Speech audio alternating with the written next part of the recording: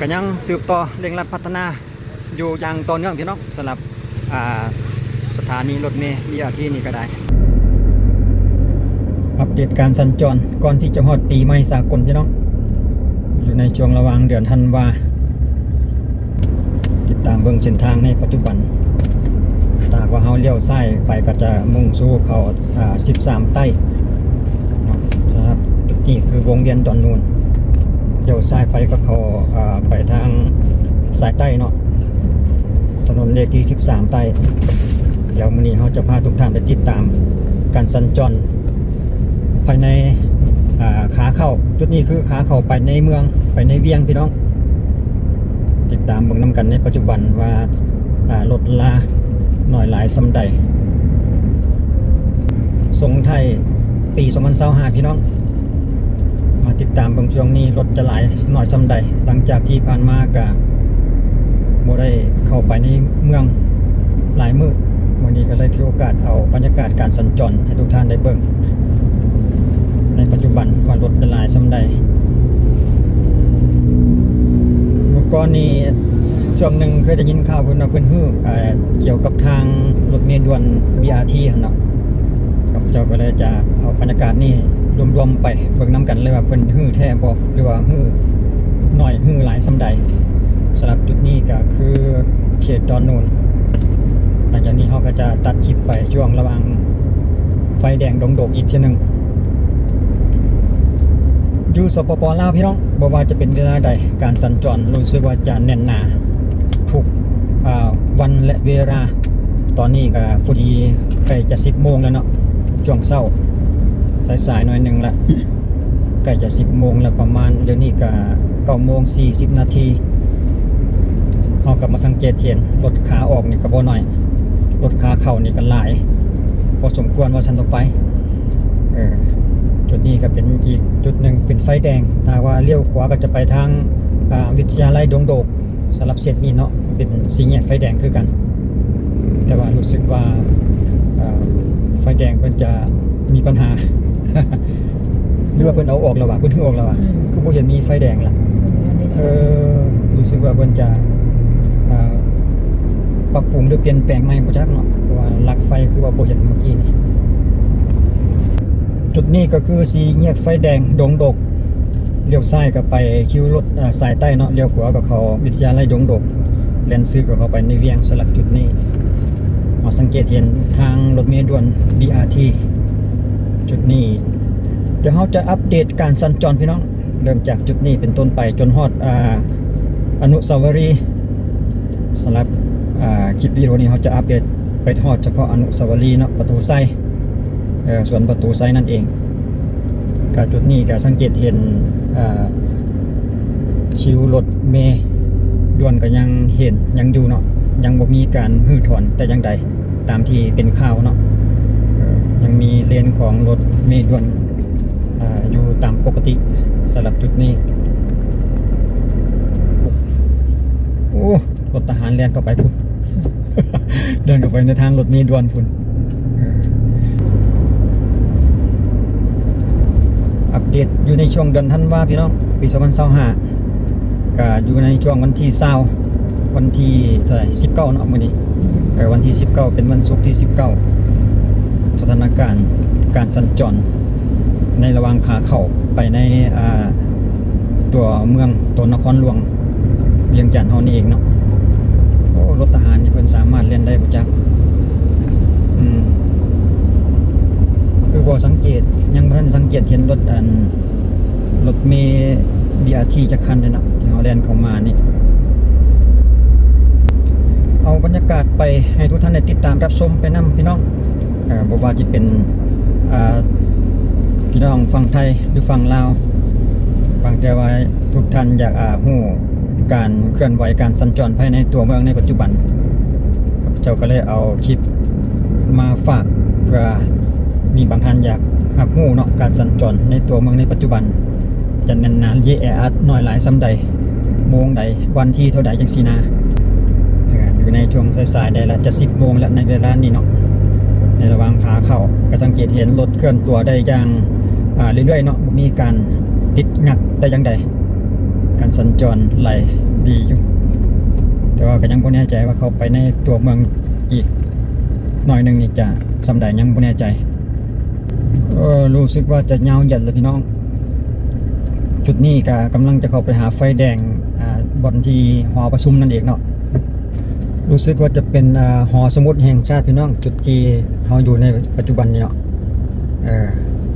รถติดตั้งแต่จุดนี้ไปเลยยังเคลื่อนได้ไปเล็กๆน้อยๆเนาะเกี่ยวกับหอสมุดหอพิพิธภัณฑ์นี่ก็ครูอาจารย์พาเด็กน้อยน้องน้อยนักเรียนมาทัศนะมาศึกษาเพิ่มเติมรถล้านลายพี่น้องในปัจจุบัน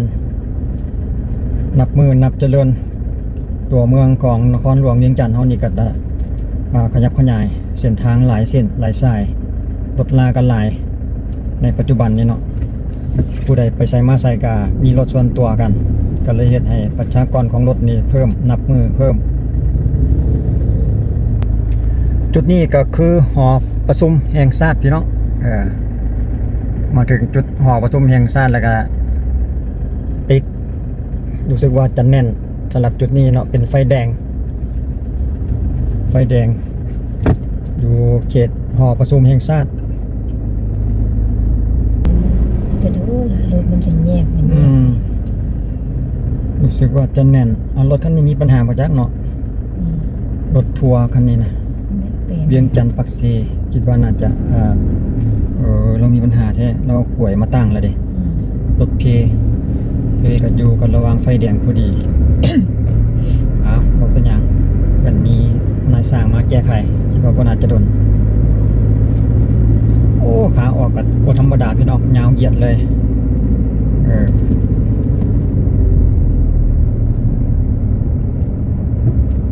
ผ่านไฟแดงมาเป็นที่เรียบร้อยรู้สึกว่าแต่ว่าขาออกนี่เฮาสังเกตเห็นยาวเหยียดเลยรถหลายพี่น้องบ่ว่าจะเป็นวงใด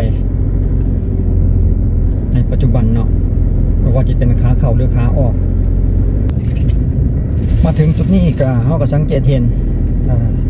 ป้ายรถเมล์ด่วนก็ยังมีแล้วก็ยังบ่เห็นว่าเพิ่นจะฮือถอนสำหรับเส้นทางเส้นนี้เนาะระหว่างขาเข้าจากวิทยาลัยดงโดกมาจนถึงจุดนี้เนาะเขตพลพะเนาแต่คิดว่าน่าจะเข้าไปในฮอดในตัวเมืองอีกสำใดก็ยังบ่แน่ใจเดี๋ยวเฮาจะเข้าไปจนฮอดส่วนประตูไซโอ้รถหลายพี่น้องจนจะได้ไปตัวนี้ก็ไฟแดงเขตกัวห้องแซงเนาะอยู่ในพื้นที่ของบ้านพลพะเนาตอนหน้าไปก็เป็นเดินธาตุหลวงเนาะสนามหลวงเดินธาตุหลวง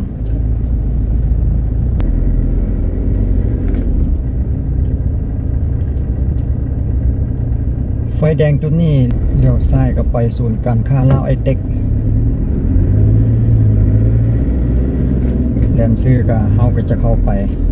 ส่วนประตูไซโอ้คิวรถ BRT จุดนี้นี่หรูหรา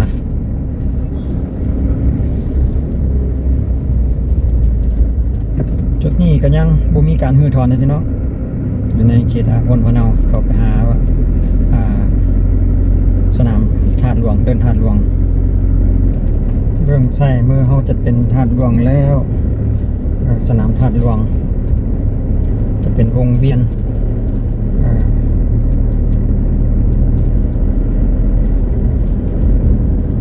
เข้ามาในตัวเมืองแค่เนี่ยรถกับบ่หลายเพราะเท่าใดเด้อพี่น้องมาถึงจุดนี้ก็ยังอยู่คือเก่าพี่น้องสำหรับทางรถเมล์ด่วน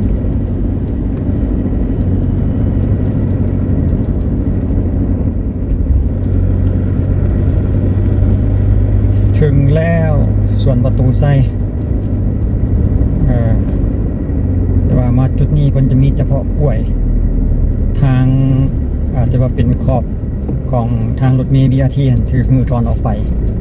มันจะตีเป็นเส้นแทนแล้วก็เห็นกล้วยตั้งอยู่เนาะเพราะว่าอาจจะยังบ่สมบูรณ์มั้ง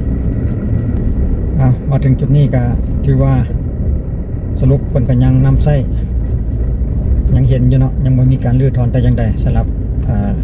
ทางรถเมล์ด่วน BRT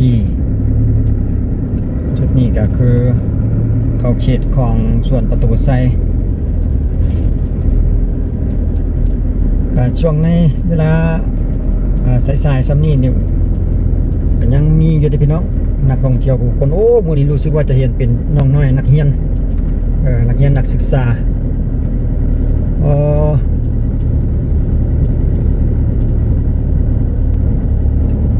น้ำปูเพิ่นก็เปิดให้โอ้แขกท่องเที่ยวนักท่องเที่ยวหลาย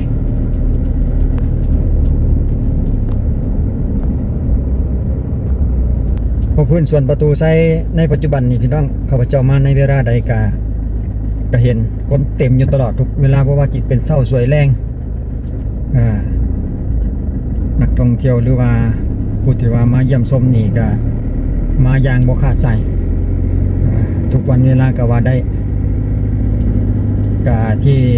แน่ๆที่หลายก็คือจะเห็นเป็นชาวต่างชาติเนาะจะหลายกว่าคนในบ้านเฮาหั่นน่ะจะเป็นต่างชาติหลายกว่าโอ้เขาเจ้ากำลังเฮ็ดสีใหม่พี่น้องอยู่ทั้งในเขตตลาดเช้าเนาะอยู่ใกล้กับสถานีรถเมล์นครหลวงเขาเจ้ากำลังทาสี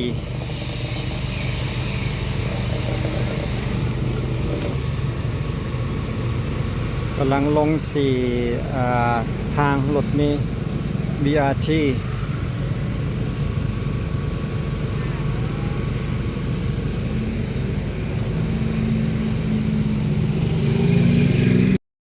อันนี้แม่นเทคนิคการลงสีของคนพี่น้องสีคนหันเป็นเม็ดเนาะหลายคนก็มีแปรงฮีดลงไปอีก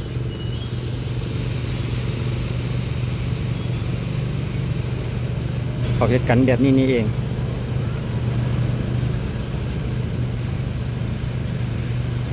โอ้ปานนั้นบานกล้าวะ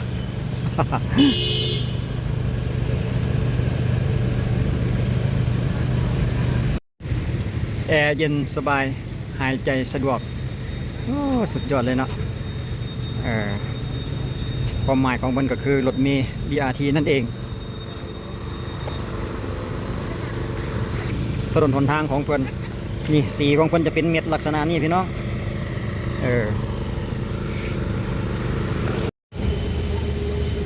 บ่ต้องซอกหาบนจอดรถได้แล้ววะกันไปซื้อใหม่สีเดียวกันละบบัดนี้ เอาตัวอย่างมาแล่ใส่กันเอาคักใจแล้วบัดนี้ไปเมื่อบาทนี่เอาคลิปวิดีโอนี้เราก็มาจบอยู่ที่ชิวรถเมล์ BRT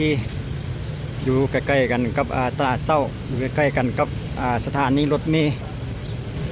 นครหลวงเวียงจันทน์เฮานี่แหละพี่น้องสำหรับคลิปนี้เนาะเอาบรรยากาศในตัวเมืองให้ทุกท่านได้ติดตามได้รับชมก็ขอบใจทุกท่านให้การติดตามได้รับชมเอาไว้ในเจอกันในคลิปต่อไปสำหรับคลิปนี้ขอบใจสบายดี